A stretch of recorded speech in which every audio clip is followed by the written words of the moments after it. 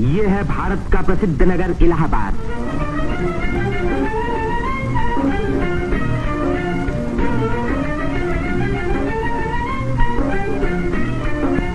यहीं पहल उत्तर प्रदेश में एक विश्वविद्यालय की स्थापना हुई। इसी वजह से ये नगर उत्तर प्रदेश की शिक्षा और सभ्यता का केंद्र माना जाता है।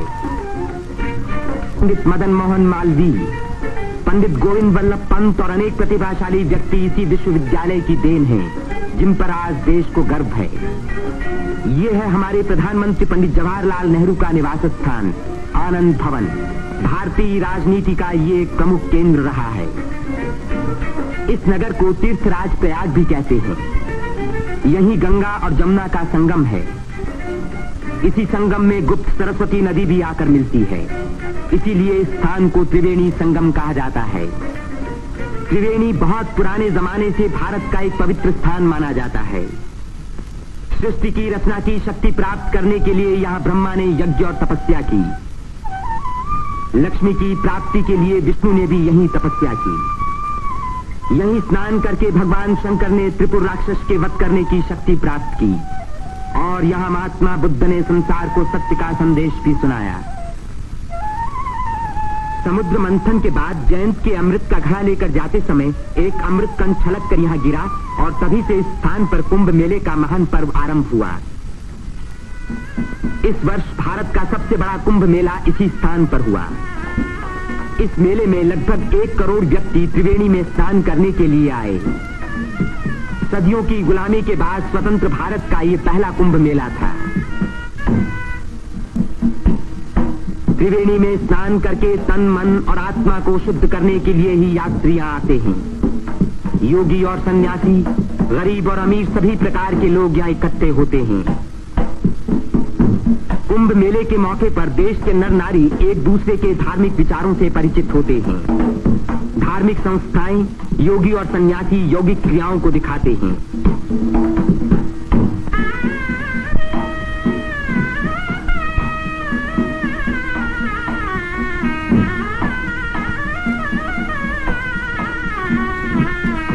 धार्मिक विचारों पर तर्क वितर्क होते हैं और देश के गौरवपूर्ण प्राचीन रहस्यों का उद्घाटन होता है। यहाँ के सुंदर दृश्य प्राचीन भारत की महत्ता की याद दिलाते हैं।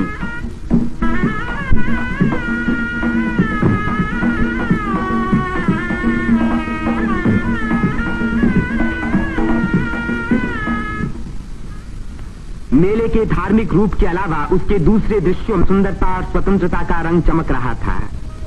रंग बिरंगी चूड़ियां, देवी देवताओं की मनमोहिनी मूर्तियां,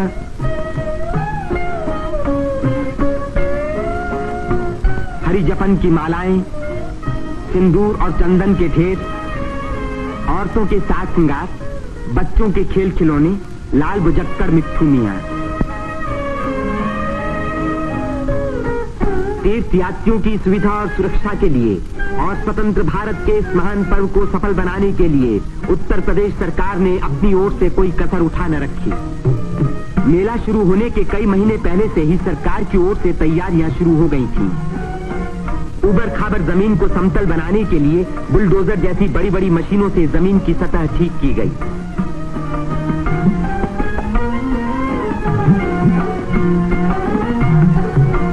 गंगा जी ने अपना किनारा 15 से 30 फुट गहरा काट दिया था, जिसके कारण यहाँ स्नान करना असंभव था।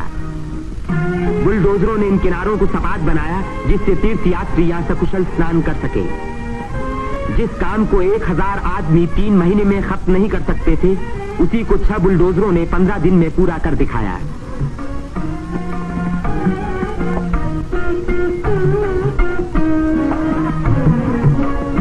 फौजी इंजीनियरों ने सड़कों पर बिछी रेलवे लाइनों के ऊपर पुल बनाने में बड़ी मदद की।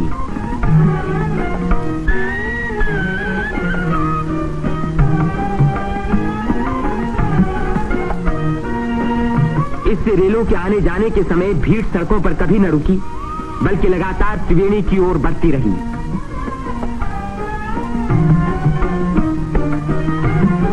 जगह की कमी के कारण ज्यादा लोगों के रहने का इंतजाम गंगा के पूर्वी तट पर झूसी की ओर किया गया। वहां से शेष मेले तक आने के लिए भारतीय सैनिकों और उत्तर प्रदेश सरकार के सार्वजनिक निर्माण विभाग ने पीपों के 6 पुल बनाए। कुंभ मेले के इतिहास में यह पहला मौका था जबकि यहां बिजली लगी। 1000 बिजली के खंभे लगाए गए, जिनके लिए 160 मील से अधिक लंबी तार लाइन इस्तेमाल हुई। उत्तर प्रदेश के स्वास्थ्य विभाग ने यहां सफाई का बड़ा अच्छा बंदोबस्त किया। चारों तरफ मशीनों से लगभग 250 मन डीडीटी का भारी छिड़काव किया, जिसके कारण मेले में मच्छरों व मक्खियों का नामो निशान बाकी न रहा। मेले के आरंभ से ही सरकार ने हैजे के टीके लगवाने का प्रबंध किया। यात्रियों को सलाह दी गई कि वे मेला क्षेत्र में आने से पहले टीके लगवा लें। कदाचित इसी व्यवस्था के कारण मेले के मौके पर कोई भी रोग नहीं फैला। इतनी भारी भीड़ भाड़ के मौके पर आमतौर से दुर्घटनाएं हो जाया करती हैं। इन दुर्घटनाओं का सामना करने के लिए उत्तर प्रदेश सरकार ने चिकित्सा एवं स्वास्थ्य विभाग की एम्बुलेंस गाड़ियों से घायल और बीमार यात्रियों को तुरंत अस्पताल पहुंचाने का पूरा प्रबंध किया। 9 अस्थायी अस्पताल देरों में खोले गए, जिनमें 228 रोगियों को रखने का इंतजाम था। गरीब रोगियों को खाना मुफ्त में दिया गया। राशनिंग विभाग ने यात्रियों की सुविधा के लिए यहां आटा, शक्कर, मिट्टी का तेल और अन्य जरूरी सामान का भारी स्टॉक जमा किया, जिससे इन चीजों की कीमतें न बढ़ पाईं। इसी प्रबंध के कारण हर व्यक्ति को सस्ते मूल्य पर अपनी इच्छा का खाना मिल सका।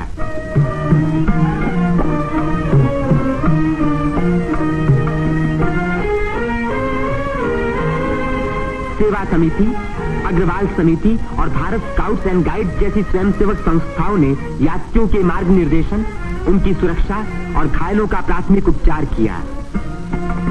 पुलिस यात्रियों के संचालन का कार्य करती रही। आने जाने के लिए अलग रास्ते रखे गए।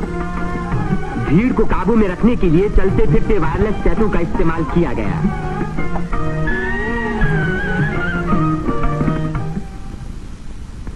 भूले भटके लोगों को खोज निकालने और उनको उनके घर वालों तक पहुंचाने का खास इंतजाम किया गया।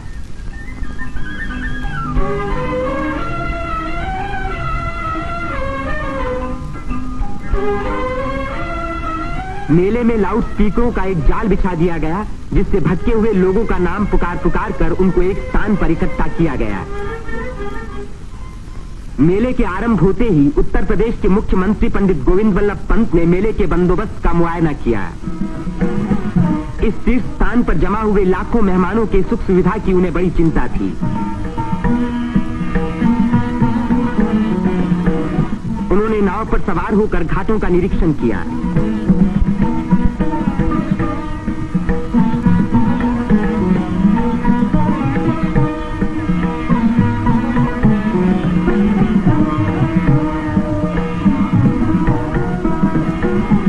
उन्होंने पीपे के पुलों को भी देखा।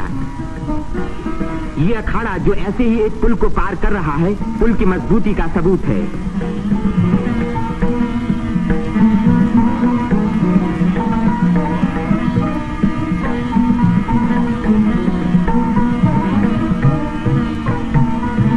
हमारे प्रधानमंत्री पंडित जवाहरलाल नेहरू ने भी मेले के इंतजाम का निरीक्षण किया। वे सड़कों पर घूमे और पुलों पर भी गए।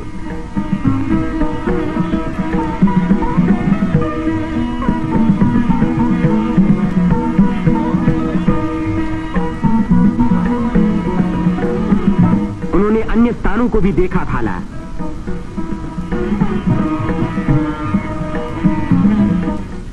भारत के अन्य लाखों व्यक्तियों की भांति हमारे राष्ट्रपति श्री राजेंद्र प्रसाद ने भी त्रिवेणी में स्नान किया। इस दिन अपार जन समूह यहाँ इकट्ठा था।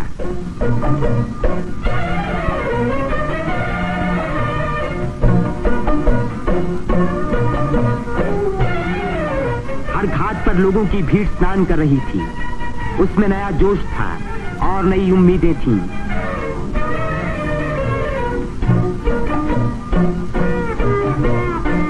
ये दृश्य जाहिर कर रहा था कि इस भीड़ की महान रचनात्मक शक्ति के कारण देश का भविष्य उज्जवल है। उसकी इसी शक्ति के कारण हमारी उन्नति के बड़े से बड़े कार्य अवश्य सफल होंगे। जिस स्थान पर मनुष्य और देवताओं ने यज्ञ किए और भविष्य का संकल्प किया, उसी स्थान पर इन नर नारियों ने आज भारत को फिर से बलवान और सुखी बनाने की प्रतिज्ञा की। और भारत की स्वतंत्रता को अमर रखने के लिए अपने शरीर में एक नए प्राण को जन्म दिया।